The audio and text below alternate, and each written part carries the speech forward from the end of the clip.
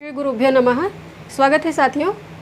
आइए आज से हम नीति शतकम इस ग्रंथ का अध्ययन प्रारंभ करते हैं। तो आज हम आचार्य भर्तृहरि का पहले जीवन परिचय पढ़ लेते हैं, इसके पश्चात ग्रंथ का अध्ययन प्रारंभ करते हैं।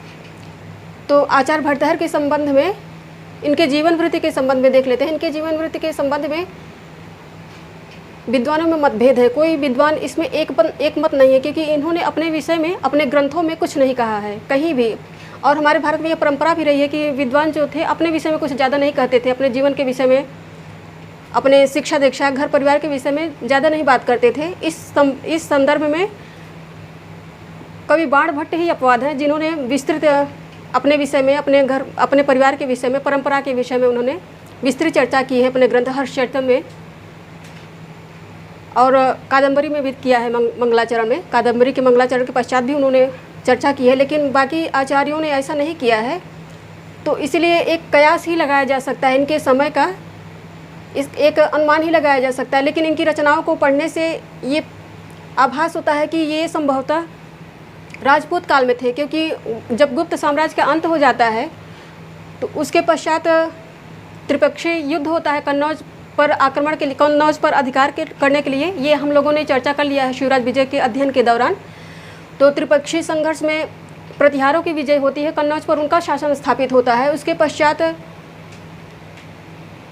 ये राजा हर्षवर्धन के पश्चात ये स्थिति थी कि कन्नौज पर अधिकार कर, जब हर्ष की मृत्यु हो जाती है, उनका कोई वंशज नहीं था, वो खुद भी बौद्ध हो गए थे। तो उसके पश्चात जो कन्नौज शहर था, उसकी बहुत ही मजबूत स्थिति थी और उसका महत्व भी बहुत था, क्योंकि उत्तर भारत में एकदम केंद्र में पड़ता था वो। तो उसी पर अधिकार करने के लिए त्रिपक्षीय संघर्ष हुआ था, जिस पर प्रतिहारों ने विजय पाई थी। तो वहीं से प्रारंभ हो जाता है राजपूत काल, जो पूर्व राजपूत काल भी दो भागों में विभाजित है, पूर्व राजपूत काल, उत्तर राजपूत काल। तो राजपूत काल में यही स्थिति थी पूरे भारत की, पूरे उत्तर भारत की। दक्षिण भारत में ठीक था स्थिति, क्योंकि वहाँ पे जो 3-4 राज्य थे उस समय, और सब मजबूत स्थिति में थे, और पूरा राज्य इस तरह से बटा नहीं था, छोटे छोटे टुकड़ों में बटा नहीं था। लेकिन उत्तर भारत इससे एकदम उलट था। एक तो विदेशी आक्रमण भी प्रारंभ हो गए थे, और राजाओं में आपस में कोई एकता भी नहीं थी। छोटे छोटे राज्य में, एक जैसे प्रयाग जिला है तो एक जिले के बराबर एक राज्य हुआ करता था। जैसे मुगल साम्राज्य का जब अंत हो गया था, तो जब वहाँ पे एक औरंगजेब के पश्चात जब उसका लड़का बैठा था, गद्दी पे बैठा था, तो कहा जाता था कि संसार के राजा की, संसार के बादशाह की राजधानी जो है, उनका साम्राज्य जो है दिल्ली से पालमपुर तक ही है, क्योंकि राजा निर्वीर थे, उनमें इतनी शक्ति नहीं थी कि वो प्रशासन को अपने राज्य की तरह दुरुस्त कर सकें।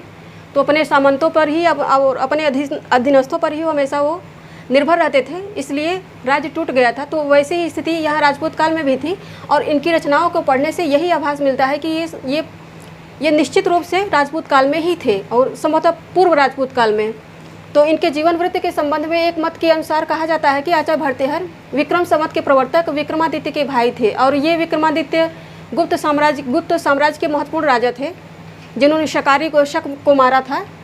तो इन्हें शकारी भी कहा जाता है। तो कुछ लोग कहते हैं कि इन्हीं के छोटे भाई थे, लेकिन ऐसा कोई प्रमाण नहीं मिलता है, कोई निश्चित प्रमाण नहीं मिलता है। तो इन्हीं ने, विक्रमादित्य ने ही विक्रम संवत 57 ईसा पूर्व में प्रवर्तित किया था, विक्रम संवत चलाया था, तभी से विक्रम संवत प्रारंभ हुआ है। अभी भी यह भारतीय पंचांग में, हिंदू पंचांग में प्रयोग होता है इस संवत का। तो इस मान्यता के अनुसार, इस धारणा के अनुसार ये सिद्ध होता है कि आचार्य भर्तृहरि का समय 57 ईसा पूर्व होता है, 57 ईसा पूर्व था, यदि ये इनके भाई हैं तो।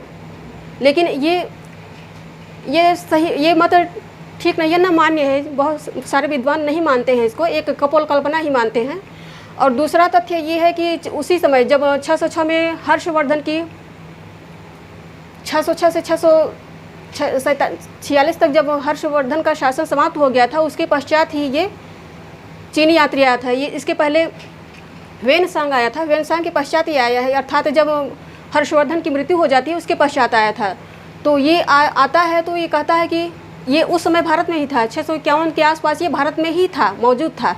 तो इसने ये चर्चा की है कि 651 में एक वैयाकरण का देहांत हुआ था, जब ये भारत यात्रा के लिए आया था। तो इसने चर्चा की अपने ग्रंथ में कि उस समय 651 ईस्वी में एक प्रसिद्ध वैयाकरण की मृत्यु हुई थी, देहांत हुआ था। तो और इनको नाम भी, इनका नाम भी वो भर्तृहर बताया है। तो भर्तृहर हमारे भारतीय परंपरा में, संस्कृत वाङ्मय की परंपरा में ये आचार्य भर्तृहर ने व्याकरण, ये वाक्यपदीयम नामक ग्रंथ लिखा है और इसमें व्याकरण की दार्शनिक व्याख्या की है और ये बहुत ही महत्वपूर्ण ग्रंथ है। और इसके दर्शन भी इसमें वेदांत दर्शन है, एकदम अद्वैत वेदांत परक इसमें दार्शनिक व्याख्या है व्याकरण की। शब्द को उन्होंने ब्रह्म कहा है और ये प्रतिपादित किया है कि शब्द कभी नष्ट नहीं होता है। वो जो भी शब्द निकलता है वाणी से, मुख से निकलता है, तो वातावरण में जाके गूंजता रहता है। तो इस तरह से बाद में वैज्ञानिकों ने चर्चा भी की थी कि यदि इस तरह से हम लोग कुछ अनुसंधान कर पाएँ तो हम संभवतः सतयुग की, त्रेता युग की, द्वापर की, सभी युगों की जो महापुरुष हैं उनकी वाणियों को हम लोग रिसर्च कर पाएँ तो पता लगा सकते हैं कि उस समय क्या बोलते थे या क्या क्या प्रतिपादित करते थे, क्या सिद्धांत थे लोगों के। अर्थात भगवान राम भी उस समय अपने समय में क्या क्या बोले थे सब, यानी सारी वाणी जो जाके आकाश में भ्रमण कर रही है। तो उस वाक्य विज्ञान के अनुसार उन वैज्ञानिकों ने कयास लगाया था कि इस तरह से यदि हम लोग इस पर रिसर्च कर पाए, इसको सिद्ध कर पाए, तो हम सब कुछ जान सकते हैं कि और इस क्षेत्र में कि जैसे भारत में कितना विज्ञान विकसित था, बौद्धिक, दार्शनिक, सांस्कृतिक, हर तरह के, कि इतना हमारा युग जो है, पिछला जो बीता युग है, वो कितना स्वर्णिम था, हम सब जान सकते हैं।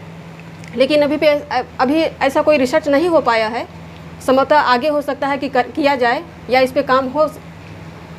तो ये हमारे यहाँ मानता है कि भर्तृहर ने वाक्यपदीयम नामक ग्रंथ, ये दार्शनिक ग्रंथ है व्याकरण का, दर्शन परक व्याख्या इन्होंने की है व्याकरण ग्रंथ की। और ये कहते हैं, दूसरी बात इनके जो इत्सिंग है, इसके बातों में विरोधाभास ये है कि ये कहता है कि वो जो वैयाकरण इसके समय 691 में जिस वैयाकरण की मृत्यु हुई थी वह बौद्ध मतानुयायी थे। तो ये बात सरासर गलत होती है, क्योंकि इनका ग्रंथ जब हम लोग देखते हैं, वाक्यपदीयम और नीति शतकम, तो इन दोनों ही ग्रंथों के मंगलाचरण देखे, आप उठा के देखिए, नमः शांताय तेजसे, जैसे नीति शतकम में उन्होंने किया है, दिक्कालाद्य नव छिन्नानंत चिन्ह मात्र मूर्तये स्वानुभूत्येक मानाय नमः शांताय तेजसे। इसमें सीधे इन्होंने अद्वैत वेदांत परक ब्रह्म की व्याख्या की, उनको नमस्कार किया है, उनका नमन किया है। तो ये एक तरह से अद्वैत वेदांत के उपासक हैं। अद्वैत वेदांत में जिस ब्रह्म की कल्पना की है, अर्थात आचार्य शंकर ने जो परंपरा चलाई थी, ये उस परंपरा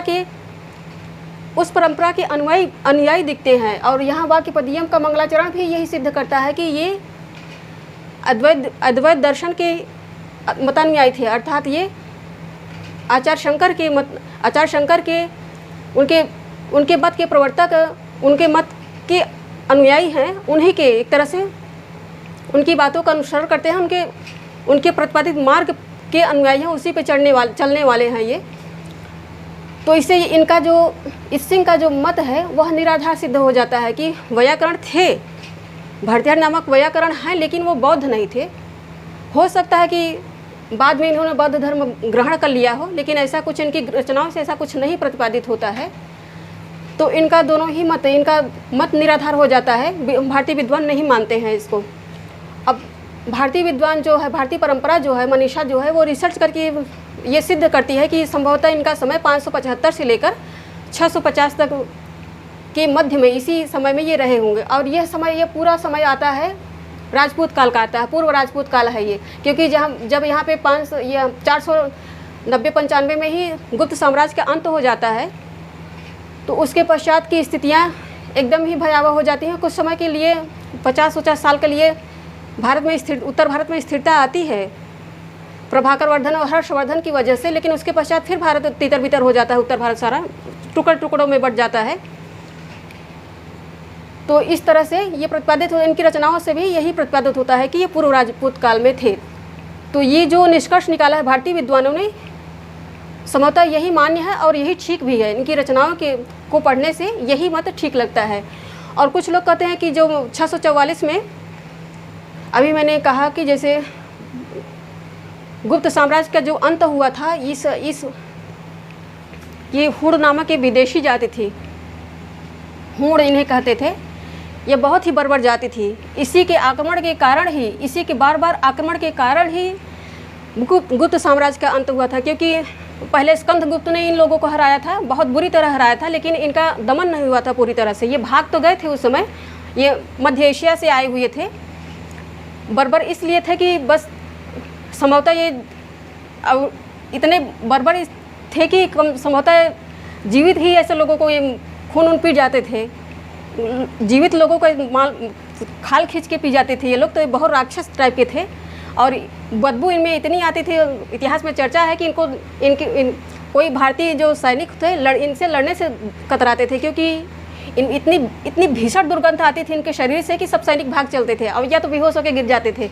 और इनके जीतने का ये भी कारण था। और इनकी जो सिर होता था पूरी तरह से घुटा होता था, इनका सिर बहुत मजबूत होता था। और मध्य एशिया में आप लोग जब पढ़े होंगे ज्योग्राफी में कि वहाँ पे गर्मी बहुत पड़ती है, तो ये हमेशा खुले हुए सिर हमेशा इनका मुंडित रहता था। मुंडित सिर की वजह से इनकी जो सिर की हड्डियाँ होती थी बहुत मजबूत होती थी।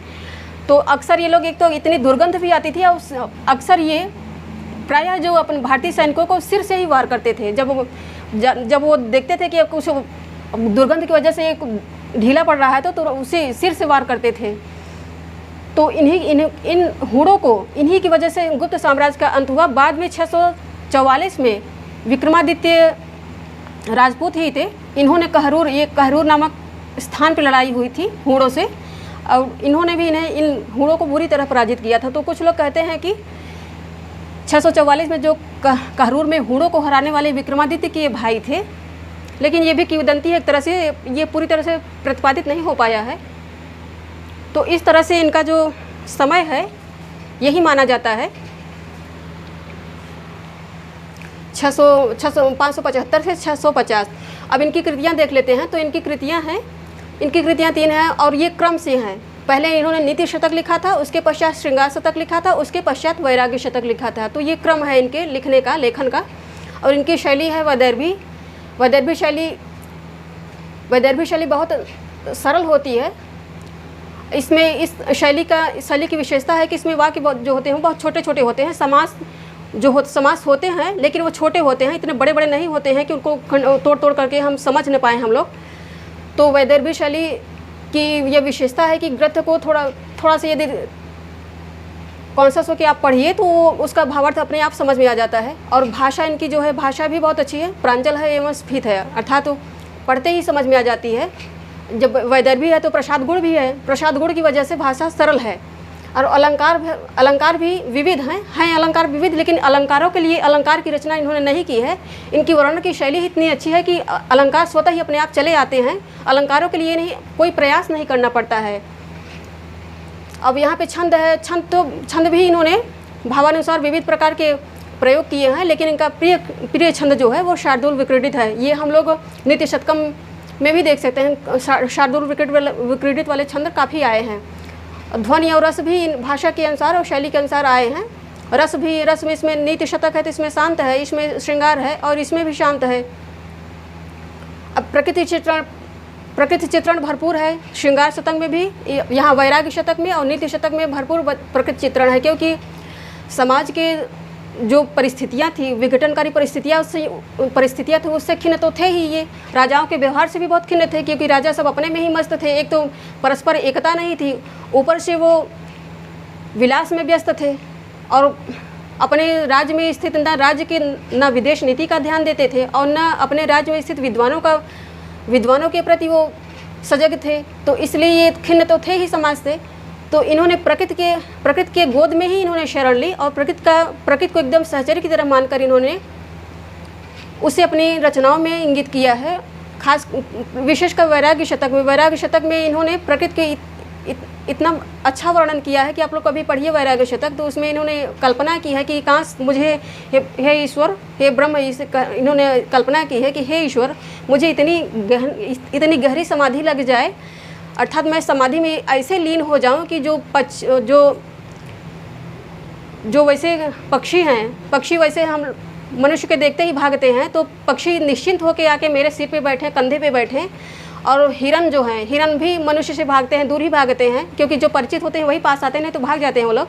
तो कहते हैं कि मेरी ये इच्छा है कि जब मैं समाधि में लीन हो जाऊं तो हिरन बेझिझक आके मेरे हाथों से मेरे शरीर से टकरा के अपनी खुजली को मिटाए।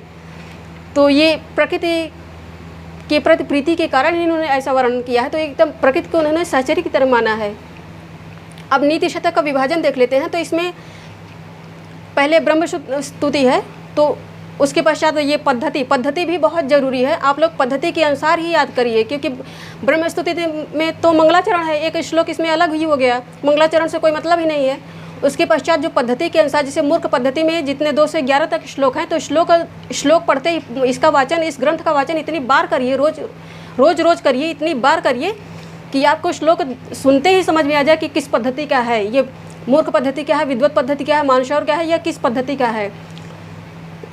तो यहाँ मैंने दे दिया है, मूर्ख पद्धति में 2 से लेकर 11 तक श्लोक हैं, विद्वत पद्धति में 12 से 21 तक है, मानसौर में 22 से 21 तक, अर्थ पद्धति में 32 से 41 और दुर्जन पद्धति में 42 से 51, सुजन पद्धति में 52 से 61, परोपकार पद्धति में 62 से 71, धैर्य पद्धति में 72 से 81, दैव प्रशंसा पद्धति में 82 से 91, कर्म पद्धति में 92 से 101 और परिशिष्ट में 21 श्लोक हैं। तो यहाँ 101 हो गया और ये 21 हो गया। इस तरह से 21, 22, 122 श्लोक हैं पूरे नीति शतक में। तो ये ग्रंथ का विवरण हो गया। अब आइए नीति शतकम का मंगलाचरण देख लेते हैं। तो आइए पहले नीति शतक का देख लेते हैं मंगलाचरण। तो इसका जो श्लोक मंगलाचरण है, दिक्कालाद्य नवच्छिन्ना नंत चिन्मात्र मूर्तये स्वानुभूत्येकमानाय नमः शांताय तेजसे। ये श्लोक है, अनुष्टुप छंद में है। अब इसका भावार्थ देख लेते हैं। तो इसके लिए हम पहले इसका अन्वय कर लेते हैं। अन्वय कर लेंगे तो आप लोग तो इसका जो एक पद होता है वो स्पष्ट हो जाता है। तो पहले पहली पंक्ति का देखेंगे। तो यहाँ पे लिखेंगे दिक्कालाद्य नवच्छिन्ना नंद चिन्मात्र मूर्तये। ये पहली पंक्ति हो गई। उसके पश्चात स्वानुभूत्येक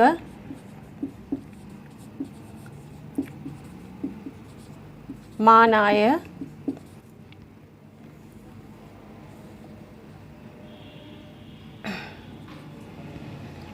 शांताय तेजसे नमः। अब ये बाकी सब क्रम से आ गए हैं। अब इसका भावार्थ भी आसानी से निकल आएगा। तो भावार्थ देख लेते हैं। दिक्कालाद्य नवच्छिन्ना नंत चिन्मात्र मूर्तये स्वानुभूत्येकमानाय नमः शांताय तेजसे। यहाँ पे नमस्कारात्मक मंगलाचरण है ये, और ब्रह्म की स्तुति की गई है इसमें। तो आचार्य भर्तृहरि कहते हैं कि जो दिशा और काल आदि से परे हैं, अर्थात जिनकी गणना जो दिशा और काल जिनके विस्तार को, जिनकी महिमा को नहीं नाप सकते हैं। आप लोग जानते हैं कि दिशाएं 10 होती हैं और काल जो है वो भूत भविष्य वर्तमान 3 में विभाजित है। तो कह रहे हैं कि दिशा और काल आदि से अपरिमेय अनंत अर्थात जिनकी सीमा का विस्तार इतना है कि उनकी सीमा की था ही कोई नहीं ले सकता। और ज्ञान मूर्ति जो है, ज्ञान के स्वरूप है, जो केवल उसके पश्चात है दिशा और काल आदि से अपरिमेय हैं, जो अनंत हैं, ज्ञान मूर्ति स्वरूप हैं, ज्ञान मूर्ति स्वरूप हैं, और केवल निजी अनुभव द्वारा, यहाँ पे है स्वानुभूत्येकमानाय, केवल निजी अनुभव के द्वारा ही जिनको जाना जा सकता है। केवल निजी अनुभव इसलिए कहा गया है क्योंकि जिसको जब अनुभूति हो जाती है, इनका ज्ञान हो जाता है, अर्थात आत्म साक्षात्कार आत्म साक्षात्कार होना ही ब्रह्म का साक्षात्कार कहा जाता है। क्योंकि सब अंतरात्मा में भगवान ही होते हैं, ईश्वर ही होते हैं, और वही अंतरात्मा सब में विद्यमान है। ये हमारी भारतीय संस्कृति कहती है, हमारे भारतीय दर्शन कहते हैं। तो आत्मा सब में एक ही है, अब वो आत्मा ब्रह्म का स्वरूप ही है। तो जो अपनी आत्मा को जान लेता है वह ब्रह्म को ही जान लेता है। तो यहाँ केवल कहा गया है कि केवल निजी अनुभव से ही जाने जा सकते हैं। जैसे निजी अनुभव से इसलिए कि जिसको जो निजी अनुभव उनका हो गया वो वर्णन नहीं कर पाता है। जैसे सूरदास ने कहा है, वो भी भगवान कृष्ण के बहुत बड़े भक्त थे, तो वो कहते हैं उनकी महिमा के विषय में, अनुभूति के विषय में, कि जैसे गूंगा जब गुड़ खाता है तो उस गुड़ की मिठास को, उस मधुरता को वो बता नहीं पाता है किसी से, क्योंकि उसके पास वाणी नहीं है। तो वैसे ही जिसको अनुभूति हो जाती है, ब्रह्म का साक्षात्कार हो जाता है, उसकी भी वाणी उनकी महिमा का, उनके ऐश्वर्य का वर्णन करने में विफल हो जाती है। इतना निमग्न हो जाती है उनके आनंद स्वरूप में कि वो उनकी महिमा का वर्णन कर ही नहीं सकती है। इसीलिए कहा गया केवल निजी अनुभव से, जिसको अनुभव होता है वही उनके स्वरूपों को, उनकी महिमा को समझ सकता है। तो इसीलिए यहाँ स्वानुभूति एक मान आए, शांत आए, तेज स्वरूप, शांत और तेज स्वरूप ब्रह्म को नमस्कार है। ये इसका भावार्थ है। अब इसमें देख लेते हैं मंगलाचरण। तो ये मंगलाचरण नमस्कारात्मक है। ये फाइल जो हम दे रहे हैं आप लोगों को, इसको नोट कर लीजिएगा, ये बहुत इंपॉर्टेंट है। यहाँ से प्रश्न भी उठेंगे आराम से, इसलिए पॉइंट करके हमने दे दिया है, आप लोग इसको नोट कर लीजिएगा। हम कोशिश करेंगे इसको PDF फाइल में भी आपको दे देंगे।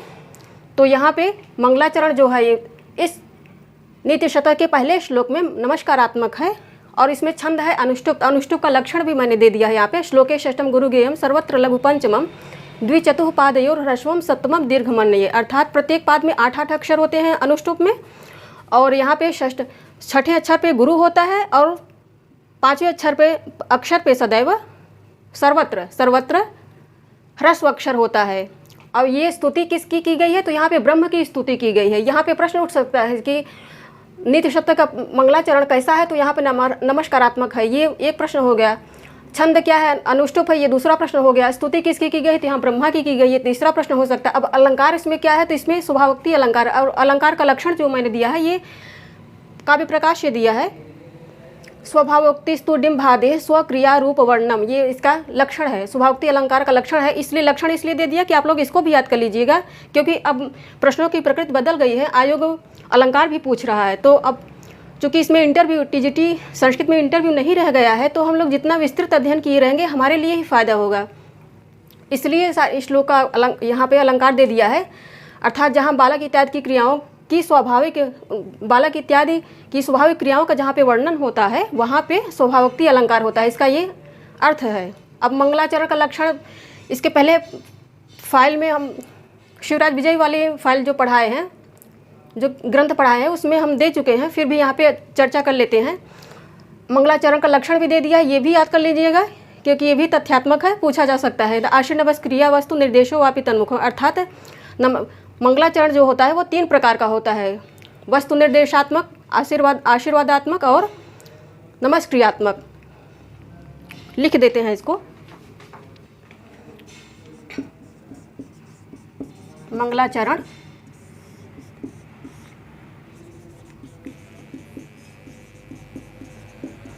ये आशीर्वादात्मक हो गया पहला, दूसरा हो गया नमस्कारात्मक, और तीसरा हो गया वस्तु निर्देशात्मक।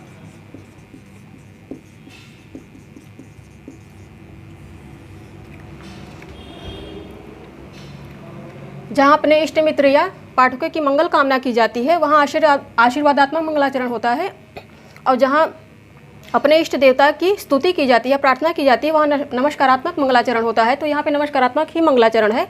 वस्तु निर्देशात्मक मंगलाचरण वहाँ होता है जहाँ ग्रंथ के लक्ष्य का निर्देश किया जाता है, उसकी विषय वस्तु को बताया जाता है उसी मंगलाचरण के बहाने, तो वहाँ पे वस्तु निर्देशात्मक मंगलाचरण होता है। तो ये मंगलाचरण हो गया।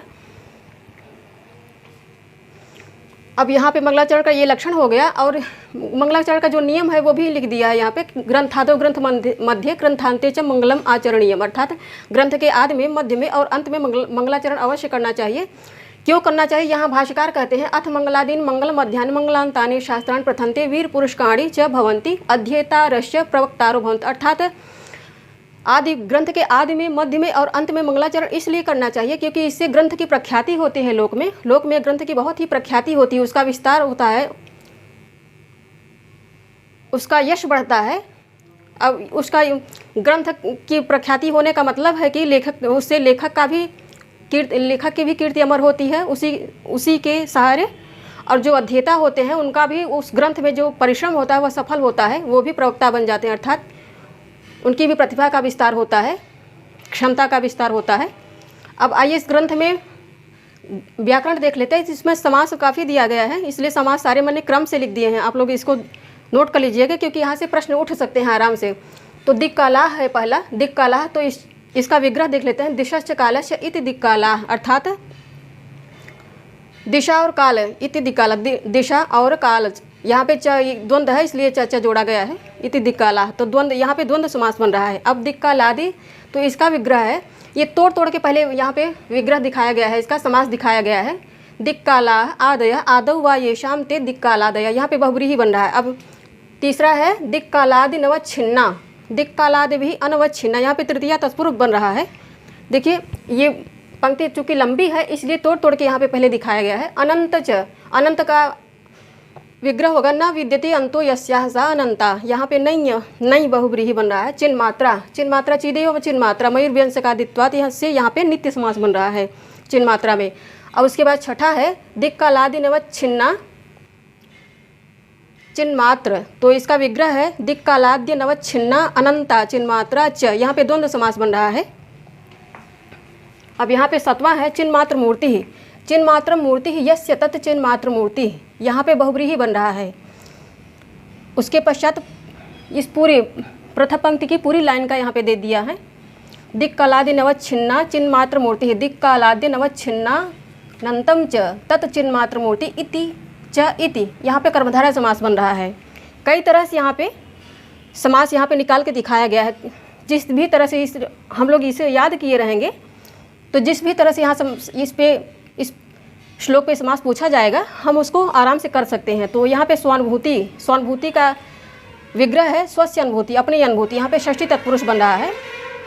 अब 10वां है एक मात्रम, तो एकम मात्र, यहाँ पे कर्मधारय बन रहा है। शांतम में शांतम शब्द बना है, शम प्लस अक्ता प्रत्यय से बना है, कृदंत शब्द है ये। मूर्ति, यहाँ पे मोक्ष धातु है और 3 प्रत्यय है, ये भी कृदंत ही है।